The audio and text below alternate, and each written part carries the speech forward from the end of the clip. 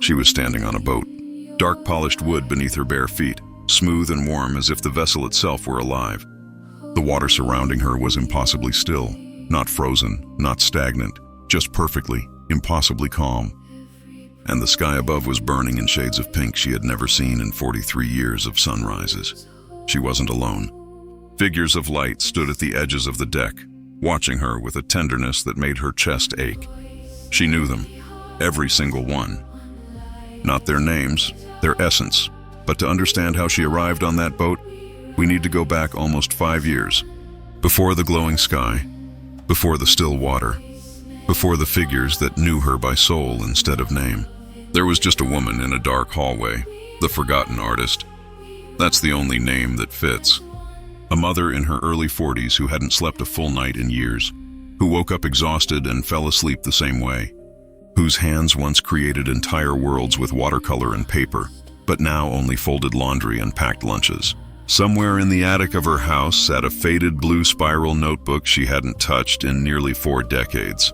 She didn't remember it existed. She didn't remember the drawings inside it, but that notebook remembered her. And what was painted on one of its pages, drawn by a 7-year-old girl who couldn't possibly have known what she was drawing, would prove that what happened on that boat was not a dream.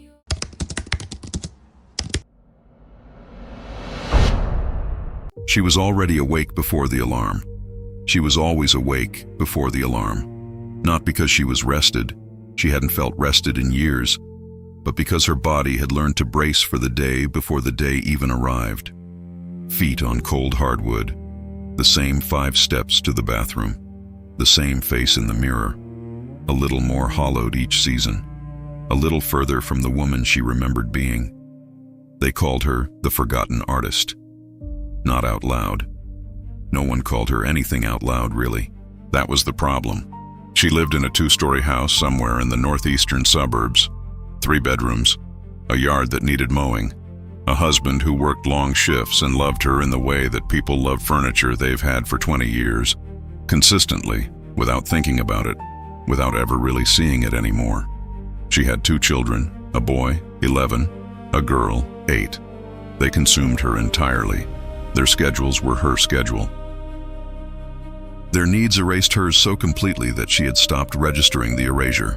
Lunches packed by 6:45, drop-off by 7:30, grocery run, laundry, the kitchen again, dinner, homework, bath time, collapse. She repeated this sequence roughly 340 days a year, and on the remaining 25 she repeated a slightly modified version of it. But there was something underneath all of it, something buried so deep she had almost convinced herself it had never existed. Before the children, before the mortgage, before the years of making herself smaller so everyone else could fit, she had been someone else, not a different person exactly, a different frequency of the same person, a version that vibrated at a pitch she could no longer hear. She used to paint, watercolors mostly, soft washes of cerulean and violet bleeding into each other on thick paper. She painted skies, always skies, sunsets that didn't exist in the real world, colors too saturated, too alive, too impossible to belong to any geography. She filled notebooks with them. Her hands were always stained, cobalt blue under her fingernails, cadmium yellow in the creases of her palms. She was 7 when she started. She was 23 when she stopped. Somewhere above her, 3 floors up, past the hallway closet and the pull-down ladder she never used, there was an attic. And in that attic, behind a collapsed box of Christmas ornaments and a stack of her daughter's outgrown winter coats, there was another box. Older, sealed with packing tape that had turned brown and brittle with age. She hadn't opened it in nearly 4 decades. She had, in fact, forgotten it existed entirely. Inside that box was a spiral notebook, blue cover, faded, dog-eared. Inside that notebook was a painting that would one day prove the impossible, but she didn't know that yet. Not on that Tuesday. Not standing at her kitchen counter at 6:38 in the morning, spreading peanut butter on wheat bread with the mechanical precision of someone who had stopped asking whether this was all there was. Her husband noticed nothing because there was nothing dramatic to notice. She didn't cry, she didn't rage, she didn't have breakdowns in parking lots or stare at walls for hours. She simply dimmed, a little less present each month, a little more mechanical. The way a lamp doesn't shatter, it just slowly loses wattage until one day you realize the room has been getting darker for years and you've been adjusting your eyes without knowing it. He loved her. She knew that. He came home, kissed her forehead, asked about the kids. Sometimes on weekends, he'd suggest a movie. She'd say yes. They'd sit on the couch with a shared blanket, and she'd feel the warmth of his shoulder against hers and think, this is good. This is enough. This has to be enough. But late at night, after the lunches were packed and the backpacks zipped and the dishwasher humming and the children breathing slow in their rooms, she would lie in bed and feel something she couldn't name, a hollow space behind her sternum. Not pain, exactly. Absence, as if something essential had been surgically removed so long ago that the scar had healed over and she'd forgotten the organ had ever been there. She told herself the hollow feeling was normal. Motherhood required sacrifice. Adulthood meant letting go of childish things, painting skies that didn't exist. That was a girl's pastime, not a woman's purpose. She believed this completely. She believed it the way a person standing on a frozen lake believes the ice is solid, with full conviction, right up until the moment it cracks. That night, she placed her daughter's art project on the counter to dry. She tucked her son's blanket around his shoulders. She brushed her teeth. She set the alarm. She lay down beside her husband in the dark, and then she closed her eyes. What happened next would take roughly 11 minutes. By every measure she would later use to describe it, those 11 minutes contained more reality than the previous 42 years of her life combined. But she didn't know that yet. All she knew was that she was tired, bone tired. The kind of tired that sleep doesn't fix because the exhaustion isn't in the body. It started like every other night. The dishes were done. The lunches were packed. The last glass of water had been delivered to the smallest bedroom down the hall. The house was quiet in the way only a house full of sleeping children can be. Not truly silent, but suspended, waiting. She lay on her side of the bed. The left side, always the left side. Her body ached in places she had stopped naming years ago. The lower back, the space between her shoulder blades. A dull, permanent pressure behind her eyes that no amount of sleep ever erased.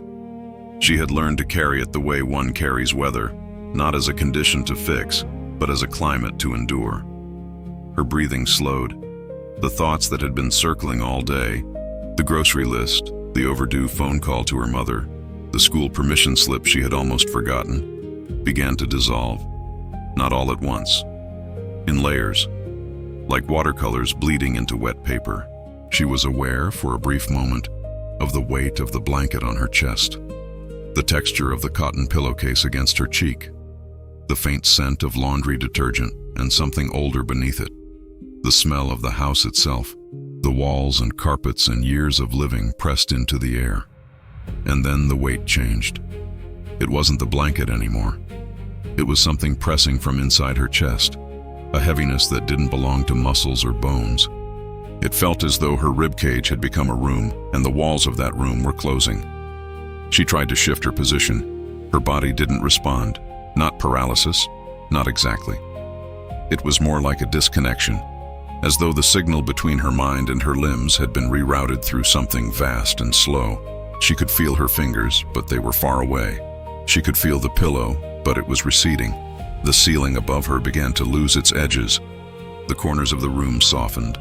The angles that defined her world, the dresser, the door frame, the sharp line where the wall met the ceiling, all of it began to blur, like a photograph left in rain. She was still breathing. She knew she was still breathing because she could hear it. But the sound had changed. It was no longer close.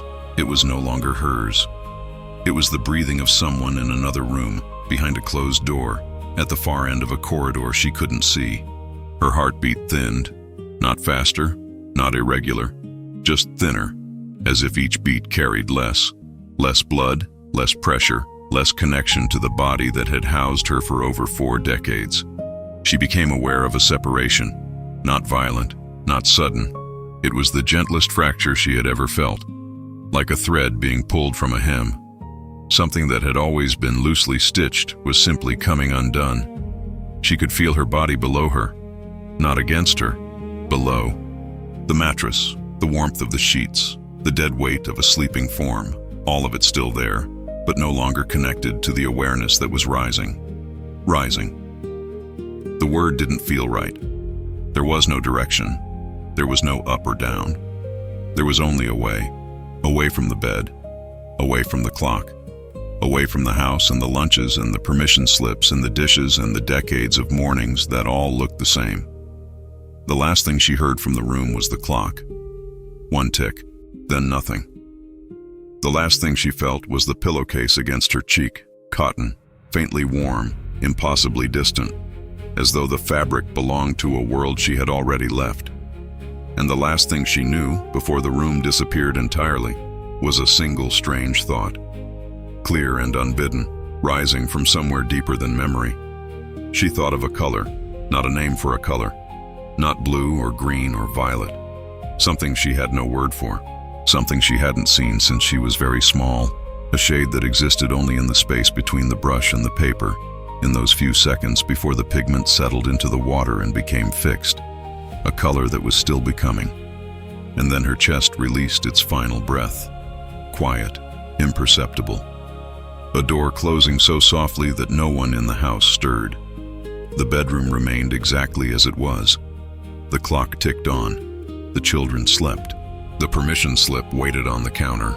Everything was in its place. Everything except her. She was already gone. The house was silent. The kind of silence that only arrives after the last child has finally surrendered to sleep. After the last dish has been dried and returned to the shelf. After the last thought of tomorrow's obligations has been swallowed whole and buried somewhere behind the ribs. She lay on her back, eyes closed. The exhaustion that night was not ordinary. It was geological, layers upon layers of fatigue compressed into something dense and immovable, pressing her into the mattress like sediment pressing into stone. Her breathing slowed, and then it stopped. She did not feel herself leave. There was no jolt, no snap, no tearing apart of flesh and spirit. One moment she was inside the weight of her body. The next moment she was above it. She was near the ceiling. Below her, the bed looked impossibly small. The rumpled sheets, the pillow still holding the impression of her head. Her body lying there, arms at her sides, completely still. She could see the slight curve of her knuckles, the way her left foot tilted outward beneath the blanket. She could see the glass of water on the nightstand, half empty, a fingerprint smudge near the rim. It should have terrified her. It did not. What she felt instead was something she had not felt in years, maybe decades. An absence. Not an absence of something good, an absence of something crushing. The weight was gone, every ounce of it. The invisible tonnage she had been carrying through grocery aisles and school hallways and kitchen floors evaporated. Her shoulders did not ache. Her jaw was not clenched. Her chest was not tight. She was weightless. And the weightlessness was not empty. It was full. Full of something she could not name but recognized instantly, the way you recognize a song from childhood before you remember the words. She drifted, not toward anything visible, not through a tunnel, not the kind she had read about. There were no walls, no corridor, no defined edges. It was more like the room itself dissolved. The ceiling softened. The walls lost their certainty. The furniture, the nightstand, the glass of water, all of it became translucent, then transparent, then absent. And what replaced it was darkness, but not frightening darkness. This was the darkness behind closed eyes when the mind finally lets go. The darkness of deep water before dawn. It held her. She felt cradled by it, not consumed. She moved through it without effort. There was no direction to choose, no path to follow. She simply moved, and the movement itself felt like remembering. Like walking through a house you grew up in, your feet knowing every step before your mind does. Then, light. Not sudden, not blinding. It arrived the way color returns to the sky long before the sun crests the horizon. A warmth at the edges of her awareness. A glow that was not visual, but felt. It pressed gently against her skin, against whatever she was now. because skin seemed like a word from another language, a concept that no longer applied. The darkness opened, and what lay beyond it was not a room, not a hospital, not a place she could have described with any word from her waking life. It was water, an ocean without edges, perfectly still. The surface was glass, not frozen, not rigid, but impossibly calm, as if the concept of turbulence had never existed here. Above the water, a sky she had never seen. Rose and amber bleeding into each other with a softness that made her chest ache. A sunset, but not one governed by any sun she recognized. This light came from everywhere. It came from the water itself. It came from the air. It came from inside her. And in the center of that infinite stillness, a boat. Dark wood, polished, ancient but immaculate, as if it had been sailing since before time learned to count itself. The grain of the wood was visible even from a distance, deep, rich, deliberate. Every plank placed with care. Every curve of the hull shaped by hands that understood something about beauty that no living craftsman could articulate. She did not swim toward it. She did not fly. She arrived, the way a thought arrives, without travel, without distance, without the burden of getting from here to there. She was on the deck. The wood was warm beneath her, not warm from the sun, warm the way a hand is warm when it holds yours in the dark. And she was not alone. They stood around her. Figures made of light, not blinding, not harsh, but luminous, the way embers glow after the fire has burned past its fury. She could not see faces. She did not need to. She knew them. Not their names, not their histories, but their presence. The way you know warmth without seeing flame. They were her family. Not the family waiting in the house behind her, asleep in their beds. A different family. Older, deeper. A family that existed before she had a body, before she had a name, before she had ever drawn breath inside a world made of gravity and forgetting. The boat was ancient. She knew this without knowing how. Its hull was carved from wood so dark it looked like liquid night, polished by hands that had never belonged to any living person she could name. And it moved without oars, without wind, without engine, gliding across water so still it had forgotten the concept of waves. She stood at the center of the deck, barefoot. The wood beneath her feet was warm, not sun-warm, warm the way a living thing is warm, as if the boat itself had a pulse. Around her stood figures made of light, 5 of them, maybe 6. The edges of their forms shifted like heat rising from summer pavement, and she could not see faces, could not trace features. But she knew them. She knew them the way she knew her own heartbeat, not through memory, but through something older than memory. They were her soul family. The words arrived in her mind fully formed, as though she had always carried them but had simply misplaced the language. These beings had loved her before she had a body, before she had a name, before she had children or a kitchen or a mortgage, or the weight of 40 years pressing down on her shoulders like wet sand, and they were not judging her. That was the first revelation. She had spent years measuring herself against invisible standards, the perfect mother, the tireless wife, the woman who never complained. But here, on this boat, under this impossible sky, there was no scale, no ledger, no tally of failures. There was only presence, and it was enough. One of the beings gestured, not with a hand, but with intention, and she understood. They were showing her something, not telling, showing. She looked up at the pink sky, and she thought, without words, without effort, she simply desired it to change. The sunset folded, like watercolor bleeding into wet paper. The pink dissolved into ribbons of green and violet. An aurora borealis erupted across the entire dome of the sky, curtains of light so vivid they seemed to breathe. The colors poured downward and met the water, and the water accepted them, reflecting every thread of emerald and amethyst until there was no difference between above and below.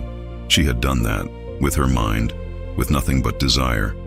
The beings radiated something she could only describe as delight, not surprise. They had always known she could do this. The surprise was hers alone. She thought again, and the aurora folded into night, but not ordinary night. A cathedral of stars erupted overhead, each point of light pulsing gently, rhythmically, as though every star in that sky was breathing in unison. Inhale, exhale, inhale, a cosmos alive with consent. Then she saw her. In the far corner of the boat, where the starlight pooled like spilled milk against the dark wood, a small figure sat cross-legged. A girl, 7 years old, maybe 8. Her hair fell across her face. A spiral notebook lay open in her lap, its pages curling at the edges, and she was painting. The forgotten artist walked toward her. Each step felt like crossing a decade, 20 steps, 40 years. She knelt, and she saw what the girl was painting. Green, violet, curtains of light reflected on calm water, a dark boat at the center, the aurora borealis, the same impossible sky she had just willed into existence moments ago. Stroke for stroke, color for color, identical. The girl looked up, no face, and yet a smile that needed no features to be understood. A smile that carried the entire weight of a truth too simple for adult language. The girl did not speak, but the meaning arrived whole, like light filling a room when a curtain is pulled. I always knew. You're the one who forgot. And then the soul family showed her the rest. Not in images, not in words, in knowing. Pure, unmediated knowing. The way you know fire is hot before you ever touch it. The earth was a box. A temporary construction built on a single material. Fear. Fear of loss. Fear of inadequacy. Fear of time running out. Every soul who entered agreed to forget its true nature. Agreed to be limited. Agreed to believe that the walls of the box were the edges of reality. But they were not. The true universe, the one she stood in now, was a canvas without edges. An infinite surface where souls painted their experiences with freedom and unconditional love. No fear, no guilt, no rush, no measuring. Every thought became form. Every desire became color. Every soul was both the artist and the art. She understood then why she had stopped painting. It was not exhaustion. It was not motherhood. It was the box.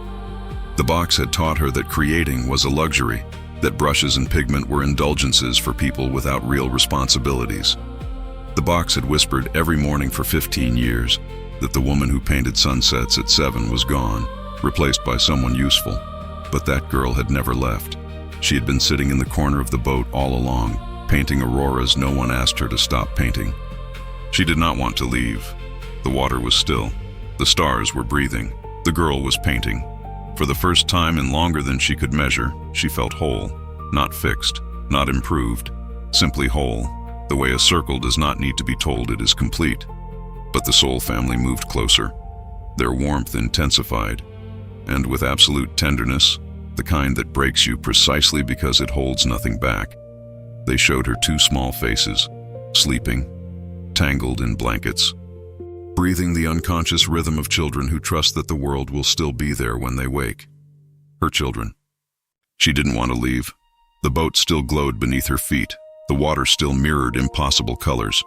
The soul family still stood beside her, radiant, patient, infinite in their tenderness. But something was pulling, not from the boat, not from the sky, from somewhere beneath everything. A gravitational tug rooted in a place she had almost forgotten existed. It started as a whisper in her ribs, a faint vibration, like a string being plucked in a room she couldn't see. Then it became a pressure, steady, insistent, the kind of pull that doesn't ask permission. The soul family watched her with eyes that held no sorrow, only understanding. They had known this moment was coming before she did. They always had. The little girl was the last thing she saw, still sitting in the corner of the boat, still painting, still smiling that ancient, knowing smile. The girl looked up one final time and held the notebook toward her, not offering it, not taking it back, just showing her, reminding her. "I'll be here," the gesture seemed to say. "I've always been here." And then the boat was gone. The water was gone. The sky folded inward like a painting being rolled up by invisible hands. The colors, those impossible greens and violets, collapsed into a single point of light. And that point shrank and shrank until it was nothing more than a pinhole in an ocean of black. The gasp tore through the bedroom like a thunderclap. Her eyes shot open. The ceiling was there, white, flat, ordinary, a hairline crack running from the light fixture to the corner where the paint had started to peel 3 winters ago. She knew that crack. She had stared at it 1,000 mornings without seeing it. Now it felt alien, intrusive, wrong. Her body was heavy, impossibly heavy. Every cell ached with a dull, leaden weight she didn't remember carrying before. Gravity had become personal, pressing her into the mattress like a hand flattening clay. She tried to move her fingers. They obeyed, but slowly, reluctantly, as if the muscles had forgotten who was in charge. The sheets beneath her were damp with sweat. Her heart hammered against her sternum so hard she could feel it in her throat, in her teeth. The clock on the nightstand read 3:17 in the morning. She blinked again. The room remained, stubborn in its ordinariness. The dresser, the half-open closet door, her husband's breathing beside her. Slow, rhythmic, completely unaware that the woman lying next to him had just returned from somewhere that made this room look like a sketch on scrap paper. She sat up. The room tilted slightly, then steadied. Everything was too solid, too dense. The air tasted like dust and cotton. After breathing whatever she had been breathing in that place, light itself it seemed, this atmosphere felt thin, rationed, like trying to drink through a collapsed straw. She pressed her palms against her face. Her skin was real, warm, slightly oily from sleep. These were her hands, the same hands that had packed lunches and folded laundry and scrubbed crayon off the kitchen wall just hours earlier. But they felt borrowed now, like a coat she had put back on after trying something that fit far better. She wanted to wake him. She wanted to grab his shoulder and say the impossible sentence forming behind her lips, that she had been somewhere, that she had seen something, that the universe was not what either of them thought it was. But the words wouldn't organize. They crumbled the moment she tried to line them up. How do you explain infinite water to someone who has never left the desert? How do you describe a color that doesn't exist in this spectrum? She sat there for 40 minutes, alone, trembling. By morning, she had rehearsed it a dozen times. She waited until the children left for school, until the house settled into its weekday quiet. Then she sat across from her husband at the kitchen table, coffee cooling between her palms, and told him.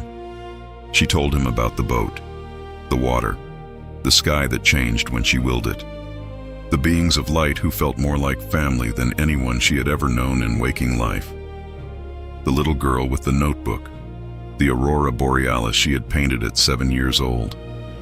He listened. He did. His eyes stayed on hers. He nodded in the right places. He even reached across the table and squeezed her hand when her voice cracked. Then he said, "You've been exhausted. Maybe your brain just needed to give you something beautiful." 3 months passed before she climbed into the attic. She told herself she was looking for a box of Christmas ornaments. That was the story she gave her husband. That was the story she almost believed. But when she pulled down the folding ladder and stepped up into that dust and silence, her hands went past the ornament box without stopping, past the winter coats, past the forgotten lamp with the cracked base, until they found it, a cardboard box she had not opened in nearly 4 decades, sealed with packing tape turned brown and brittle with age. She sat cross-legged on the attic floor and peeled the tape back slowly. Inside, under a stack of old school books, was the notebook. Blue cover, faded, dog-eared. She opened it with shaking hands, page after page of a child's drawings, houses with crooked chimneys, a cat, a sunset in pink and orange, and then, somewhere in the middle, she stopped breathing. Green, violet. Curtains of light reflected on still water, a dark boat at the center, an aurora borealis painted by a 7-year-old who had never seen one, painted on a page dated almost 40 years ago. stroke for stroke, color for color, the same sky she had willed into existence on the other side of consciousness itself. She sat in the attic for an hour, just looking, just knowing. The first thing she did was small, almost nothing. She bought a set of watercolors from the drugstore, not the expensive kind, the kind with plastic trays and a cheap brush that splays after 3 strokes. She set them on the kitchen counter beside the cereal boxes and the stack of overdue permission slips, and she painted. Not the aurora, not the boat, just the view from her window. The oak tree, the mailbox, the crack in the sidewalk where dandelions pushed through every spring. She painted what was ordinary. And for the first time in years, she felt something stir in her chest that wasn't exhaustion. It wasn't a single moment of transformation. It was a slow unraveling of everything she had been before. Her husband noticed first, not the painting. That he dismissed as a hobby phase. What he noticed was the silence she no longer tried to fill, the way she stopped apologizing for existing in rooms, the way she began saying no. Their marriage didn't collapse dramatically. It shifted, like tectonic plates moving a fraction of an inch per year. She stopped performing the role of the invisible caretaker and started speaking about what she had seen. He listened sometimes. Other times, he left the room. Within a year, they separated. Not with anger, with the quiet recognition that she had become someone he didn't recognize, and she had stopped pretending to be someone she wasn't. She rented a small room above a hardware store downtown, 12 feet by 14. One window. She called it her studio, though at first it was just a place to sit with the blue notebook and remember. She began with the notebook itself, continuing the drawings where the 7-year-old had stopped. She matched the child's clumsy strokes with her adult hand, honoring the imperfection. Page after page. Green skies, violet water, boats with no sails drifting on stillness. She wasn't trying to recreate what she had seen on the other side. She was trying to keep the door open. Within 6 months, she had filled 3 more notebooks. Then she moved to canvas. The paintings were vivid, unapologetic, full of impossible color combinations that shouldn't have worked but did. Skies that were simultaneously dusk and dawn, water that reflected things that weren't above it. She offered no explanations. She simply painted. A local gallery owner saw the work, asked what inspired it. She said only, "A place I visited once."